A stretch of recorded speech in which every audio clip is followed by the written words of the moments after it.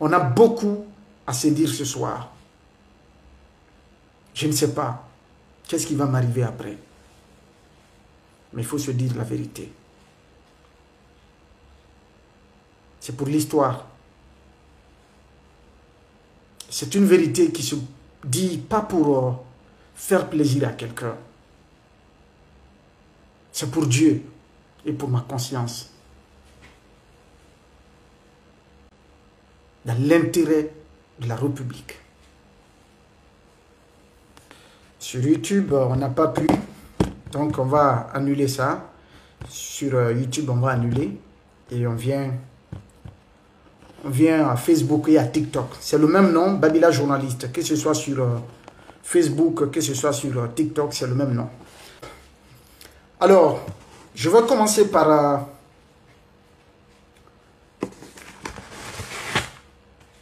parce qu'il y a un sujet qui divise les Guinéens. C'est l'histoire de la Guinée. J'ai décidé d'écrire un livre sur la Guinée, sur ce que je sais de la Guinée. Je vais vous faire la lecture de l'introduction du livre. Nous allons commencer le live par ça. Nous allons parler... Franchement, je vais vous surprendre avec tout ce qui va arriver en fait, avec tous les éléments que nous avons sous la main.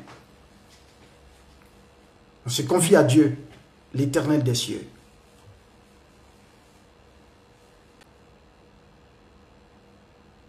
Avant de démarrer ce live. Le livre que j'ai écrit pendant cette période d'exil, je compte le nommer Guinée, blessure et espérance, chronique d'un journaliste en exil. Le texte introductif du livre, la Guinée est un pays de contrastes, une terre de courage et de dignité, mais aussi une terre de blessures profondes. Chaque génération y a porté ses luttes, ses espérances et ses désillusions. Ce livre est né de cette tension permanente entre la fierté d'un peuple qui a osé dire non à l'humiliation coloniale et la douleur d'une histoire marquée par la violence, la peur et la trahison. Écrire sur la Guinée, c'est écrire avec le cœur lourd. C'est accepter de remuer des plaies encore ouvertes, de faire remonter à la surface des souvenirs douloureux, mais aussi de donner voix à des espoirs qui refusent de mourir. C'est un exercice intime et collectif à la fois. Intime parce qu'il s'ancre dans mon propre parcours de journaliste, dans mes expériences personnelles, dans mes blessures d'exil. Collectif parce qu'il parle de toute une nation qui a connu l'orgueil de l'indépendance et l'humiliation des dictatures, la joie des victoires culturelles et la douleur des prisons, mais aussi des kidnappings et disparitions forcées. Tant que le cœur bat, l'espoir respire, le dit-on chez nous. Ce proverbe résume l'esprit de ce livre.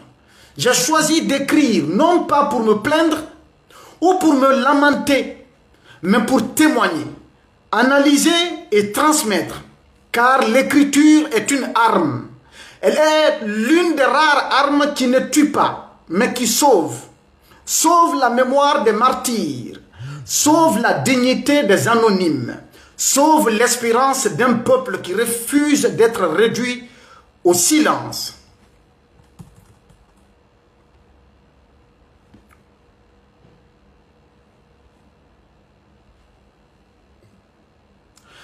Pourquoi écrire ce livre? Parce que le silence est une seconde mort. Parce qu'en Guinée, des milliers d'hommes et de femmes ont été effacés de l'histoire par la répression, par l'oubli organisé, par l'amnésie collective. Parce que chaque transition politique a tenté de maquiller ses propres dérives, de cacher ses propres crimes.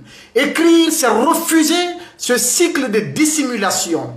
J'écris aussi pour ceux qui n'ont jamais eu la possibilité de parler.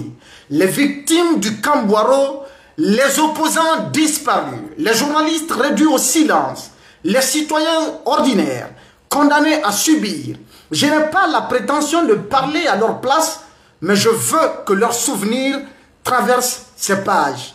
Enfin, j'écris parce que moi-même j'ai été poussé à l'exil pour avoir voulu exercer mon métier. Ce livre est à la fois une blessure et une guérison. Blessure parce qu'il raconte la douleur d'avoir dû fuir ma patrie, de vivre loin de mes racines. Guérison parce que chaque mot est une manière de rester debout, d'affirmer que je n'ai pas renoncé au combat pour la vérité, pour la justice, pour l'état de droit et pour les principes démocratiques. Pour qui écrire? Ce livre s'adresse d'abord aux Guinéens, à ceux qui vivent encore au pays et qui parfois n'ont plus la force d'espérer, à ceux de la diaspora, qui portent dans leur bagage la nostalgie d'une Guinée qu'ils rêvent de retrouver. Mais il s'adresse aussi à l'Afrique et au monde, car l'histoire de la Guinée n'est pas unique. Elle résonne avec celle de tant d'autres peuples qui ont connu la colonisation, l'indépendance euphorique, puis les dérives autoritaires et les cycles sans fin de transition inachevés. Elle résonne avec les luttes universelles pour la dignité humaine, la liberté de la presse, la justice et la mémoire collective. Écrire la Guinée, c'est donc écrire une part de l'Afrique, mais aussi écrire une part de l'humanité. La lutte éternelle entre l'oppression et la liberté, entre le mensonge et la vérité, entre l'oubli et la mémoire. Une portée universelle. Ce livre est guinéen dans ses détails, mais il est universel dans son essence. L'exil n'est pas seulement une réalité guinéenne, il est partagé par des milliers de journalistes, d'intellectuels, d'artistes, d'opposants à travers le monde. La répression n'est pas l'apanage d'un seul régime. Elle est l'arme de tous les pouvoirs autoritaires. La résistance, elle aussi, est universelle. Elle se retrouve dans chaque peuple qui refuse de plier, dans chaque voix qui continue de s'élever malgré la peur.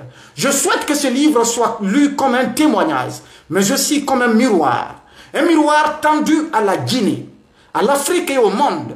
Quiconque croit en la liberté, en la dignité, en la justice, peut y trouver une part de son propre combat.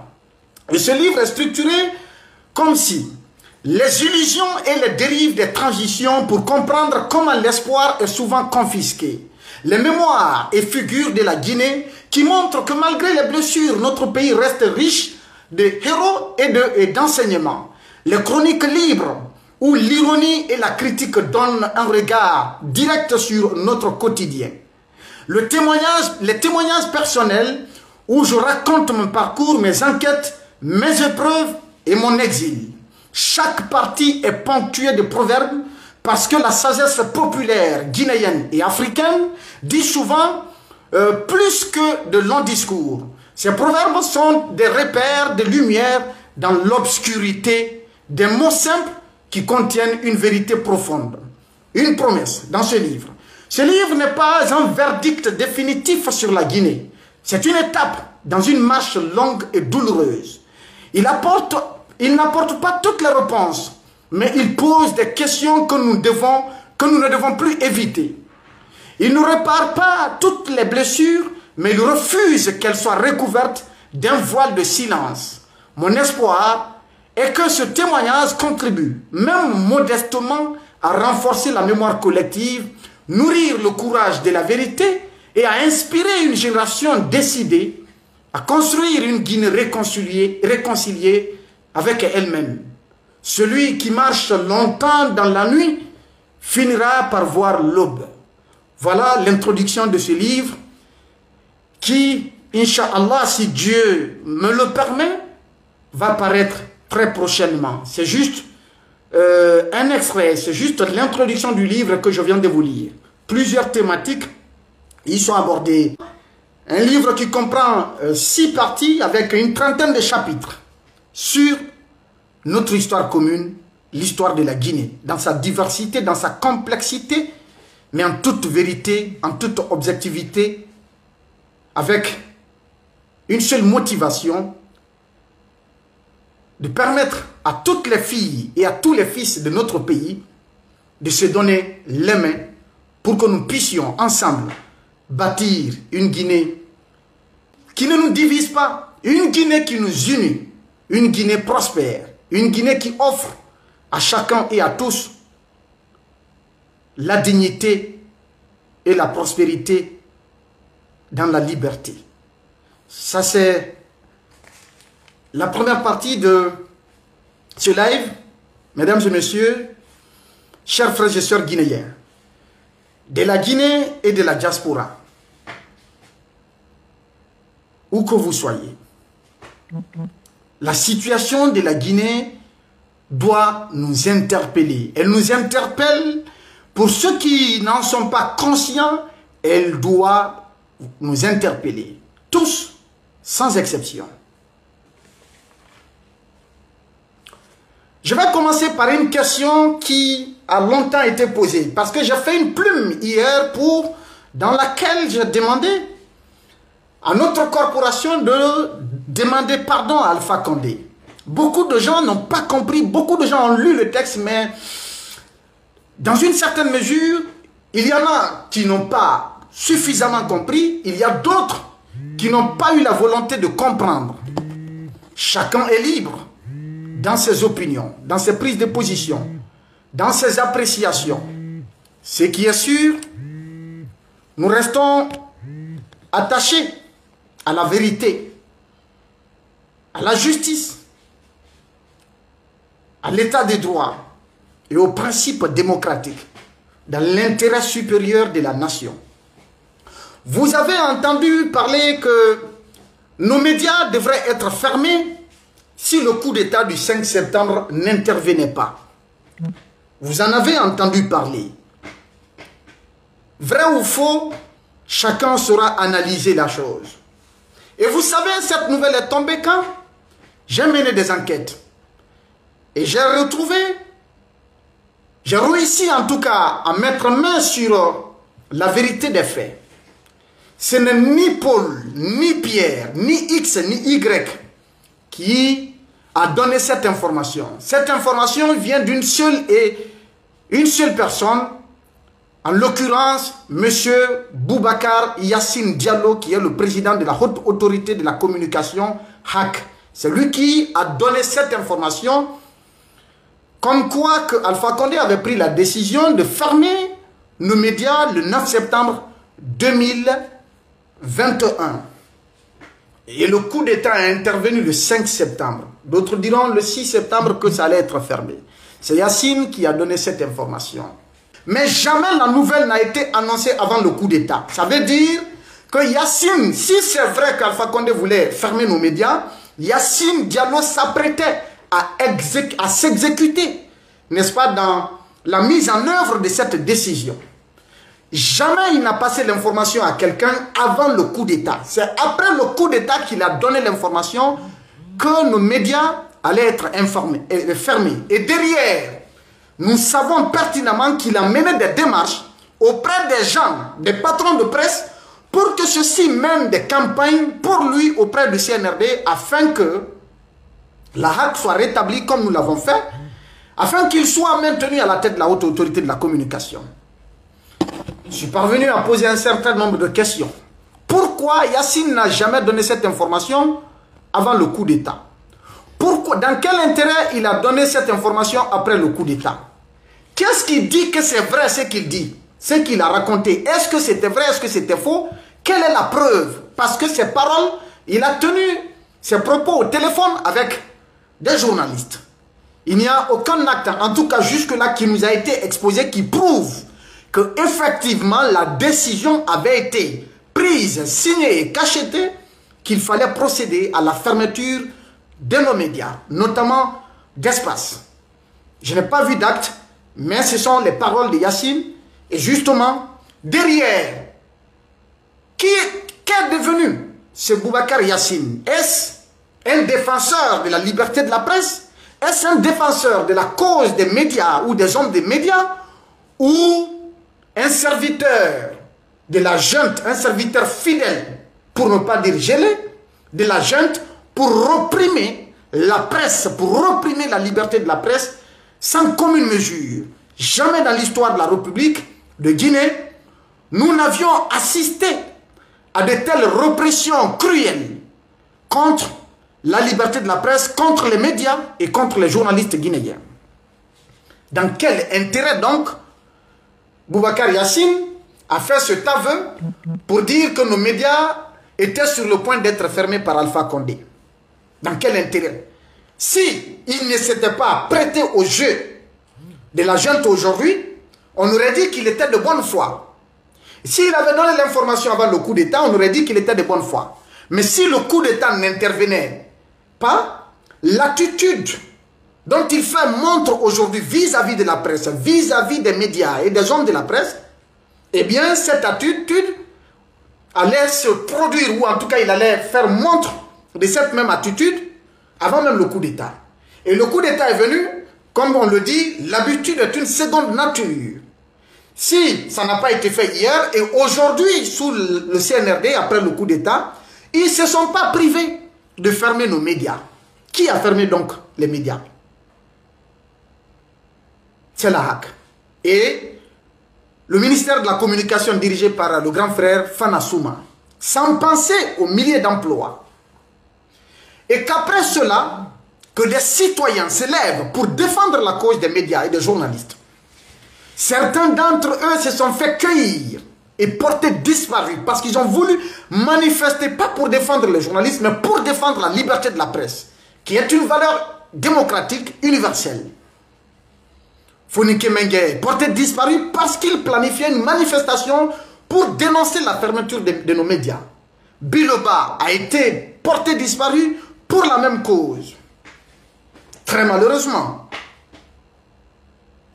la peur, la répression, l'oppression a été instaurée en principe de gouvernance par un pouvoir qui est venu au nom du respect des principes démocratiques, qui a dénoncé ce qui était qualifié hier de dictature, de violation des droits humains, de l'injustice, etc. Mais qui fait pire que le régime d'Alpha Condé. Pendant 11 ans, la presse guinéenne a tenu tête face au régime d'Alpha Condé. Et les opposants qui se sont alignés au CNRD aujourd'hui, qui se sont dotés pour s'offrir gracieusement au CNRD comme épouse soumise, aujourd'hui, qui étaient des messagers de la démocratie hier et de l'état de droit, ce sont eux qui se relayaient régulièrement, tous les jours dans nos studios, pour tirer à boulet rouge sur le régime d'Alpha Condé. Je ne dis pas que la presse mentait sur le régime, non. Mais il y a eu des manipulations à des endroits. Il y a eu de la malhonnêteté, il y a eu de la méchanceté, il y a eu de la jalousie, il y a eu de l'exagération. Nous en sommes coupables, moi y compris. Nous en avons fait, mais pour réclamer, parce que nous voulons toujours de meilleures conditions de vie. Tous les peuples, l'être humain est un éternel insatisfait. Nous voulions plus de liberté, plus de démocratie, plus de justice. Et c'est pourquoi nous dénoncions. Je n'ai pas dit que la presse mentait sur Alpha. Mais si la presse a tenu pendant 11 ans face au régime d'Alpha Condé, rien et ni personne, même la fermeture des médias, ne devrait pas amener notre corporation à se taire face à des dérives aussi graves, aussi crapuleux, aussi cruelles et inhumaines que ce qui se passe maintenant sous le CNRD dans notre pays. C'est ce que je ne comprends pas. Si c'était à la justice, qu'est-ce que nous, et que nos médias fonctionnaient normalement, qu'il y ait quelqu'un, deux personnes, deux individus, deux citoyens guinéens, que l'un soit accusé d'avoir tué involontairement et qu'il soit condamné à 10 ans de prison, et que l'autre, pour les mêmes faits, pour les mêmes chefs d'accusation, soit condamné à 1 an de prison assorti de sursis. Quel commentaire le journaliste guinéen aurait adressé à la justice guinéenne? On aurait parlé d'un traitement inéquitable du droit. On aurait crié à l'injustice. Alors, si nous avions eu le courage, l'audace de dénoncer les dérives sous la gouvernance d'Alpha Condé, il faudrait qu'on s'impose la même rigueur, les mêmes exigences pour dénoncer les dérives qui sont pires, qui sont encore plus graves que ce que nous avions connu sous le régime d'Alpha Condé. Même si on nous arrache nos micros, qu'on nous arrache nos caméras, qu'on nous arrache nos plumes, la technologie, l'évolution des technologies de l'information et de la communication nous offre toutes les possibilités aujourd'hui de dénoncer, de témoigner, de dire la vérité sur les dérives qui se passent en Guinée pour honorer le pacte que nous avons avec le peuple de Guinée, pour honorer notre serment de dire la vérité, de défendre l'intérêt de la nation, du peuple. C'est ce qui devrait se faire. Et si certains d'entre nous n'ont pas eu cette possibilité ou n'ont pas eu le courage de le faire, je ne les en veux pas. Parce que le peuple de Guinée, par endroit, s'est inscrit dans une logique de lâcheté également. Les soutiens restent verbaux. On vous applaudit, on vous acclame, on vous apprécie, on vous adresse des mots doux.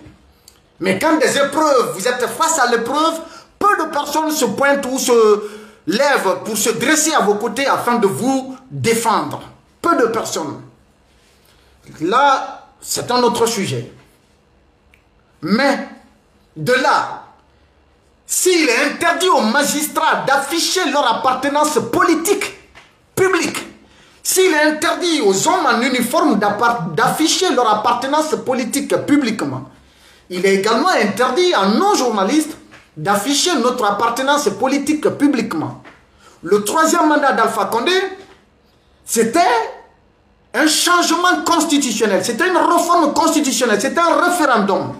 Nous avons entendu Ousmane Gawal dans les médias guinéens dire que quiconque appelait les militants de l'opposition que d'empêcher par tous les moyens que les élections, le référendum d'Alpha Condé se tiennent. Que quiconque qu'ils vont retrouver devant les bureaux de vote, qu'il faut les chicoter. Ousmane Gawal a prôné la haine, la violence, la perturbation et tant d'autres personnes. Les Baouri qui se sont dressés comme des murs blindés face au pouvoir d'Alpha Condé pour dénoncer la révision constitutionnelle, pour dénoncer la réforme constitutionnelle qui offrait ou qui ouvrait la voie à Alpha Condé de briguer un troisième mandat. Et ce sont eux qui sont à la mangeoire aujourd'hui face à un pouvoir illégitime qui n'est l'émanation d'aucun suffrage, d'aucune souveraineté.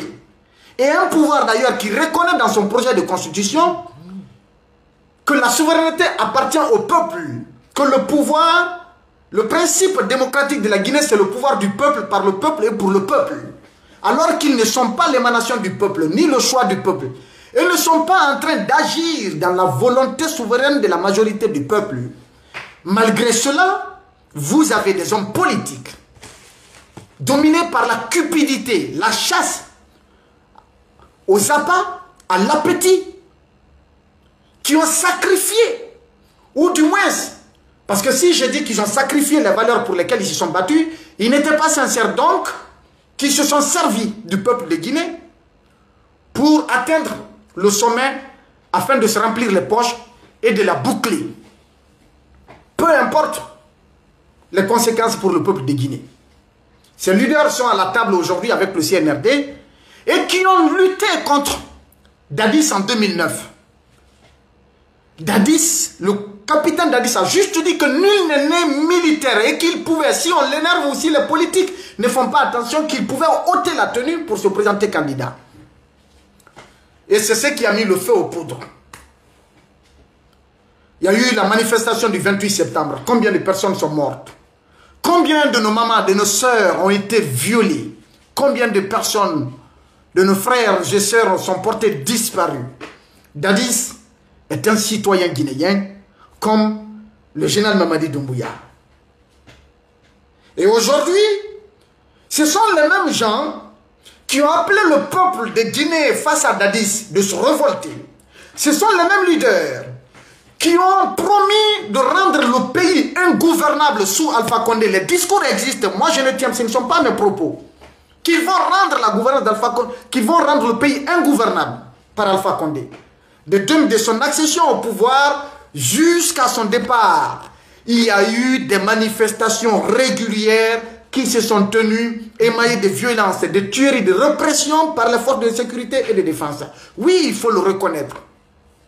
Malgré les interdictions, le peuple a brandi ces mesures d'interdiction à l'appel des leaders politiques comme les Ousmane Gawal, comme les Baouri et tant d'autres qui sont tapis dans l'ombre aujourd'hui en train d'encourager le CNRD dans la forfaiture, dans ses dérives autoritaires. Ce sont ces mêmes leaders. Et nous, journalistes, si nous ne pouvions pas, ou si nous ne pouvons pas dénoncer ces dérives-là, on se doit de se tenir à l'écart de cette forfaiture. Parce que c'est d'une incohérence notoire combattre la réforme constitutionnelle sous Alpha Condé, dénoncer les dérives sous Alpha Condé et ne pas pouvoir dénoncer la tyrannie qui est instaurée aujourd'hui sur la tête du peuple de Guinée par des bottes sanglantes sans foi ni loi. Et qu'on se taise pour accepter ces dérives en ce 21e siècle, pour un pays riche de plus de 14 millions d'habitants et dont la majorité est jeune et dont les consciences restent éveillées par la science et la technologie, que nous nous retrouvions à nous aplatir face à cette junte, s'accommoder à leurs pratiques autoritaires, au mal qui est en train d'être sémé, à la violation de la dignité humaine, des principes républicains et de toutes les valeurs qui fondent la vie de notre société. Qu'on se taise devant cela, on doit regarder dans le miroir pour revoir ce que nous avions fait hier, le rôle que nous avions joué hier en tant que chiens de garde, et qu'on soit devenus aujourd'hui des chats de salon qui ronronnent et qui ne sont pas capables de rugir comme on le faisait hier. Mais de vous à moi, même si certains disent « Ah, c'est le 3e mandat, c'est le 3e mandat ». Tout le monde, quand tu parles, on dit « C'est le 3e mandat qui nous a mis dedans ». Je vous concède ce droit. Si Alpha Condé avait cédé, qu'on ne serait pas là aujourd'hui. Mais moi, je peux vous garantir également que le coup d'État contre Alpha Condé n'a pas été initié après le 3e mandat. Le coup d'État contre Alpha Condé n'a pas été initié au lendemain du 3e mandat. C'est venu avant le 3e mandat. Le CNRD est une organisation ancienne, plus vieille que le 5 septembre 2021. Pour ceux qui ne le savent pas. Pour ceux qui ne le savent pas. Peut-être, ils ont le pouvoir de nous tuer, de nous faire taire, de nous faire fuir le pays, de nous rechercher, nous pourchasser et nous tuer comme ils veulent. Mais la mort sera pour une fois, pas 2 fois. Ici, dans ce bas monde, mais pas à l'au-delà. Mieux vaut mourir avec la conscience tranquille, en harmonie avec le Seigneur de l'univers, que de vivre à genoux pour le plaisir de ceux-là qui font dans l'injustice, dans l'oppression, dans la répression, dans la cruauté, face à un peuple qu'ils sont censés protéger, aider, pour permettre son développement.